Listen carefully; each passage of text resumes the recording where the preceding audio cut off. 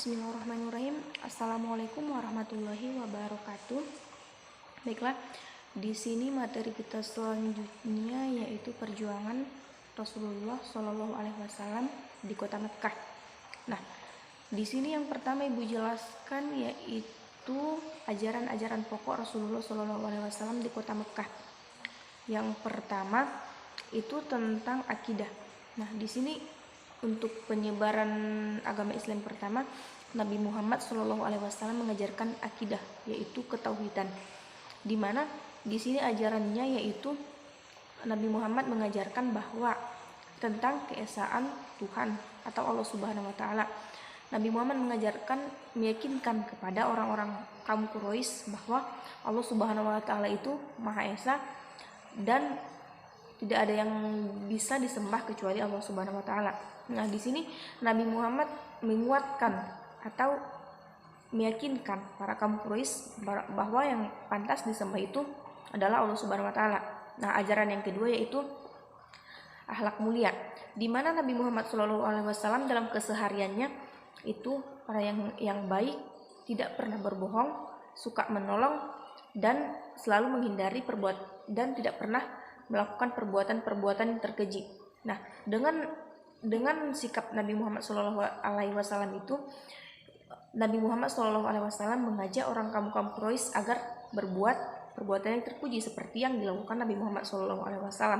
Dan Nabi Muhammad SAW menekankan bahwa perbuatan terkeji seperti berjudi, berzina, membunuh itu harus ditinggalkan orang-orang Quraisy agar bisa membersihkan diri sepenuh hati. Nah, di sini yang selanjutnya yaitu strategi Rasulullah SAW dalam menyebarkan Islam di kota Mekah.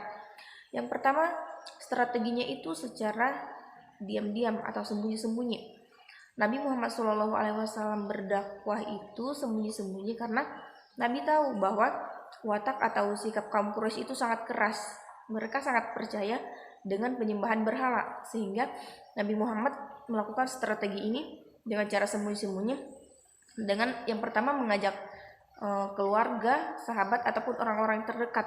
Nah, yang pertama itu Siti Khadijah atau istri Nabi sendiri, Ali bin Abi Thalib, Said bin Harisah, dan Utsman bin Affan, dan Abu Bakar Siddiq.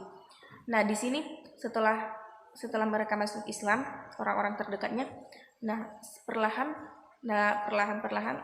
tahap demi tahap, yang meyakini Islam pun semakin banyak.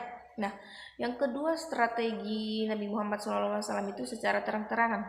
Nah, di mana di sini dimulai secara terang-terangan ketika Nabi Muhammad SAW mengumpulkan orang-orang Quraisy di sebuah bukit, berteriak sambil berseru, "Hai orang Quraisy, datanglah ke sini, maka ada musuh kalian di balik bukit ini," gitu. Nah, sehingga orang Quraisy itu berkumpul. Nah, disitulah Nabi Muhammad SAW menjelaskan dakwah secara terang-terangan. Nah, untuk dakwah yang lebih jelas lagi, Ibu akan membuatkan sebuah video supaya anak-anak lebih mudah memahaminya. Berikut videonya.